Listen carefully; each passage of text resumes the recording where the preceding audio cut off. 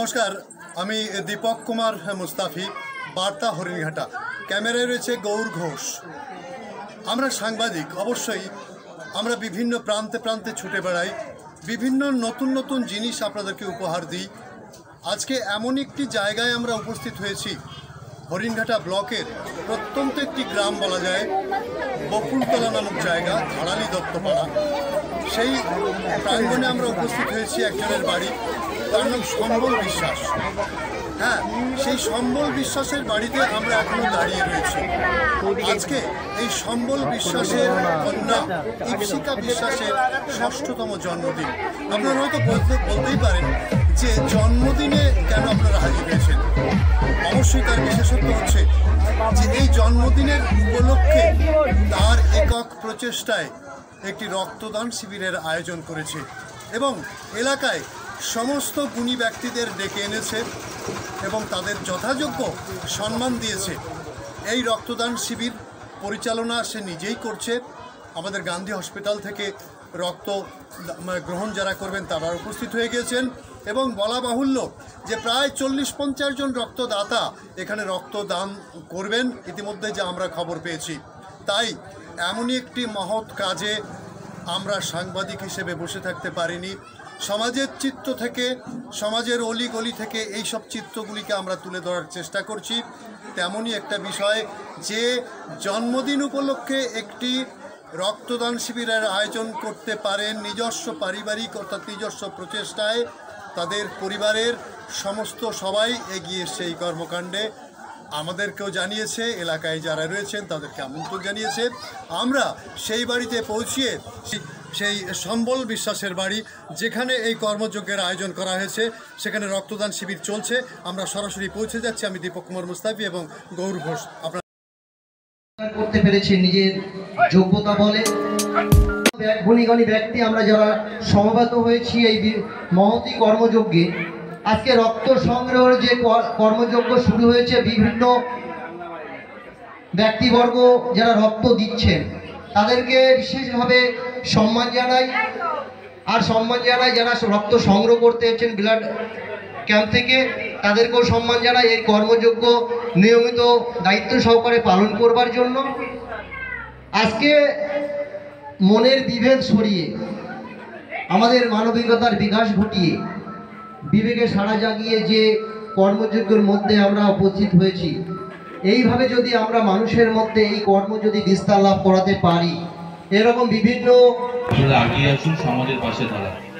এবং বিশেষ করে আজকে যারা রক্ত দান করছেন, আমি জানি না যে সম্বলদা এটা কি করে সম্ভব করলো। একটা অর্গানাইজের মধ্যে দিয়ে, একটা ক্লাব বা একটা সংগঠনের মধ্যে দিয়ে করতে গেলে অনেকে আগ্রহী হয় না, আসতে চায় না। যদি সেটা 30 জনের ক্যাম্প হয় বা 40-50 জন ডোনারের যদি আমরা ক্যাম্প করি, সেখানেও আমাদের কিছুটা কমে যায়। কিন্তু আমি ভিতরে গিয়ে দেখে আসলাম যারা ডোনেট করছে, মোটামুটি একটা এখানে তো 30 জন তো ডোনার আছেই কমপক্ষে, আমার যেটা মনে হলো, এবং সেটা খুব তাড়াতাড়ি এবং সবাই সারিবদ্ধভাবে লাইনে দাঁড়িয়ে আছেন এবং সবাই উৎসাহিত। কর্মযজ্ঞের ভিতর যে যারা রক্ত দান করছেন এবং এই মহতী কর্মে উপস্থিত আছেন, প্রত্যেকের প্রতি রইল আমার শ্রেণীমত আন্তরিক শুভেচ্ছা এবং আশীর্বাদ। আজকে সব থেকে বড় যে জিনিসটা রক্তদান জানতে চেয়েছে, কিন্তু সমস্ত মানুষের জানার একান্ত প্রয়োজন। প্রতিটি মানুষের 120 দিন অন্তর অন্তর আরবিসির পতন হয় এবং এই আরবিসির পতন হওয়ার পর যদি সুষ্ঠুভাবে কোনো মানুষের শরীর থেকে রক্তক্ষরণ না হয়ে যায়, তাহলে হাই প্রেশার এবং তথাকথিত স্ট্রোকের সম্ভাবনা বেশি থাকে। যে বার্তাটি পাবো সেটা সত্যি একটি পাওনা। তাই আমি ডাক্তার মৌমিতা মণ্ডলের হাতে মাইক্রোফোন তুলে দিচ্ছি। আসুন শুনিনি তার অমূল্য কয়েকটি কথা। ব্যক্তিগণ আমার স্কুলের স্যারেরাও ওখানে উপস্থিত আছেন, সকলকে আমার প্রণাম।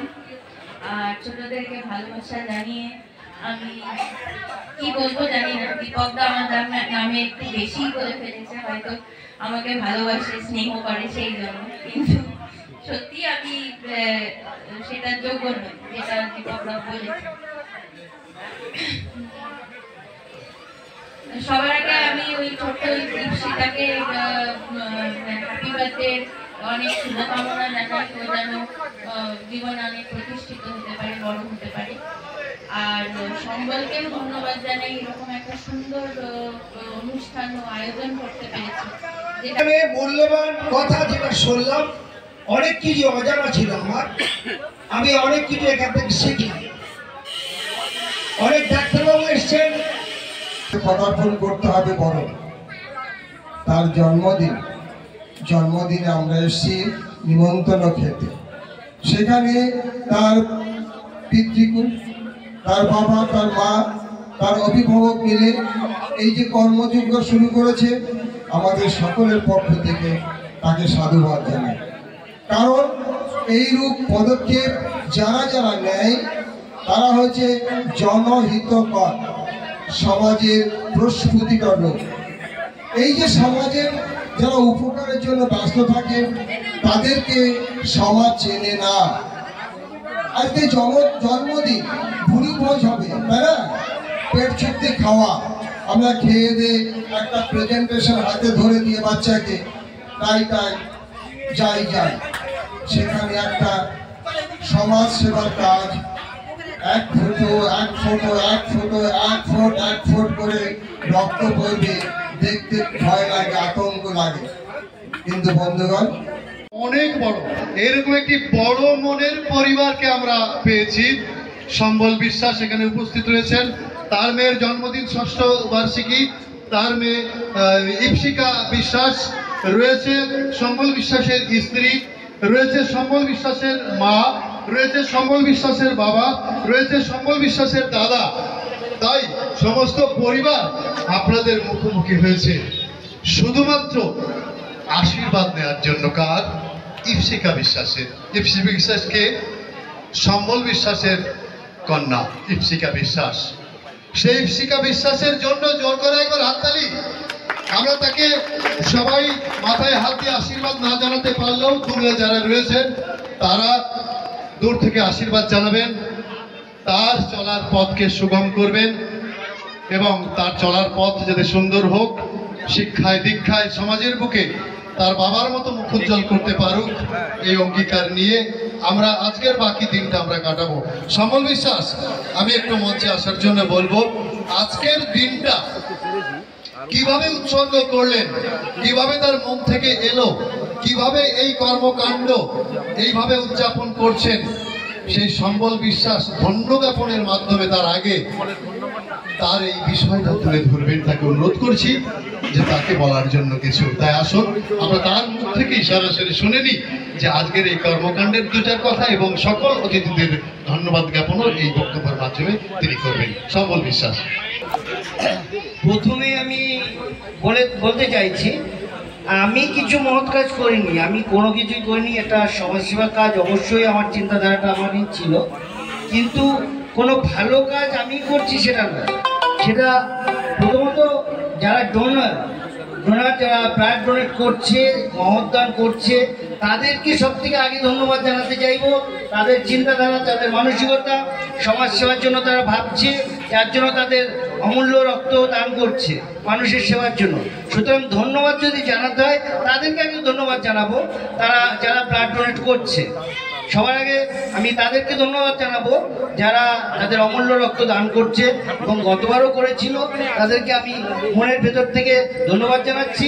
এরকম একটা রক্তদান শিবিরে কোনো ক্লাব বা পার্টি থেকে কোনো কিছু থেকে না, আমার ব্যক্তিগত ডাকে সাড়া দিয়ে তারা যেভাবে আমাকে সহযোগিতা করেছে, আমাদের এখানে এসছে, তাদেরকে আমি মন থেকে ধন্যবাদ জানাচ্ছি। এবং সব থেকে ভালো ব্যাপার, আমি এখনও দেখতে পাচ্ছি এখনও ডোনার আসছে, ডোনার এখনো লাইন আছে, প্রচুর ডোনার দিচ্ছে, এখনো আমার কাছে ফোন আসছে, ডোনার আসছে রাস্তায়।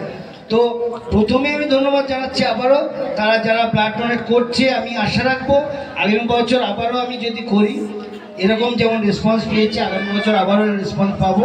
সবাই এইভাবেই সহযোগিতার হাত বাড়িয়ে দেবে। ধন্যবাদ জানাবো আমার সহকর্মী, অর্থাৎ আমি একজন গ্রামীণ চিকিৎসক, আমাদের যে সংগঠন থেকে সবাই এখানে উপস্থিত আছেন, আমাদের কার্যকরী সভাপতি আছেন সুকান্ত অধিকারী, উপস্থিত আছেন কার্যকরী সম্পাদক সুশান্ত বিশ্বাস, উপস্থিত আছেন আমাদের সংগঠনের কর্ণধার শৈলেন্দ্রনাথ রায়, সবাইকে ধন্যবাদ জানাবো।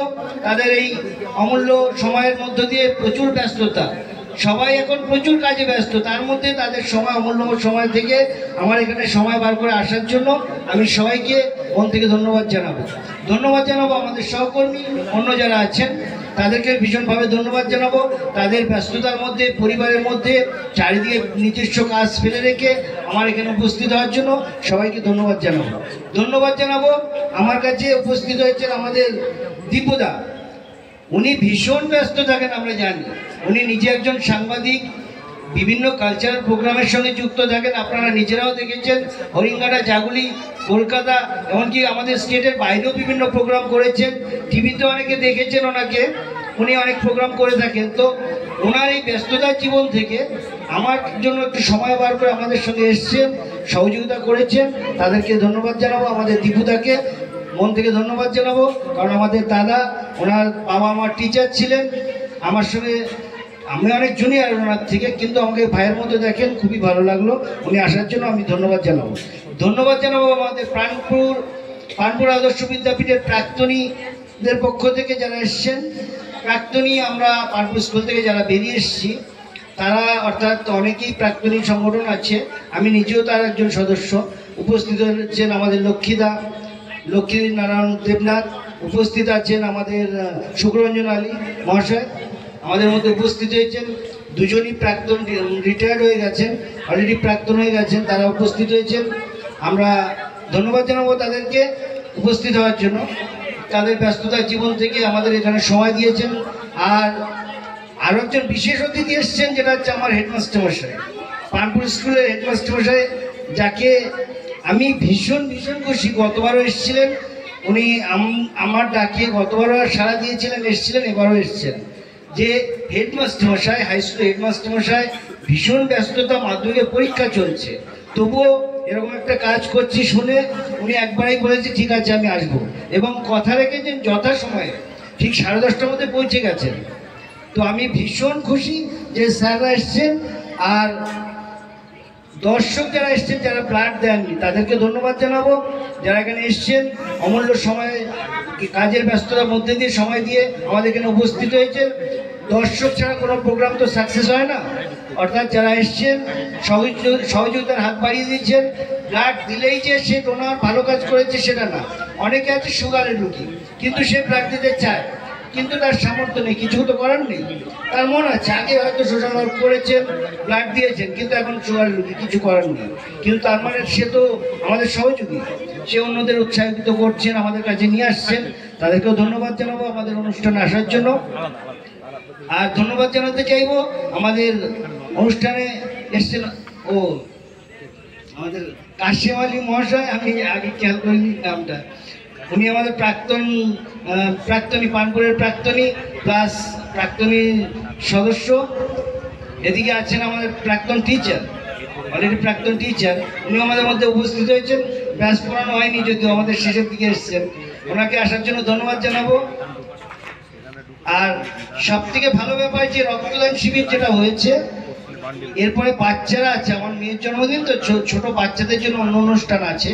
আপনারা যারা এসছেন, যারা ব্লাড দিয়েছেন বা দেননি, কেউ যাবেন না, সবার জন্য কিছু আয়োজন, নাচের প্রোগ্রাম আছে। হরিঙ্গাড়া থেকে নাচের ম্যাডাম আছে, উনি আসছেন তার টিম নিয়ে। 3টার মধ্যে ঢুকে যাওয়ার কথা আছে। নাচের কিছু প্রোগ্রাম হবে, আর একটু সময় দিয়ে মেয়ের কেক কাটা হবে। আর কেউ কিছু আলোচনা করতে চাইলে করবেন। মেয়ের কেক কাটা হবে, তারপরে নাচের প্রোগ্রাম হবে। সবাইকে কিছু টিফিনের আয়োজন করেছি, সেটা দেব সবাইকে, যেটা আগামী বছর আবারও যদি করি। আপনাদের এইভাবে যেমন সহযোগিতা করেছেন, এরকম সহযোগিতা আবারও যেন পাই, আমি এই আশা রেখে আমার সংক্ষিপ্ত বক্তব্য শেষ করছি। ধন্যবাদ।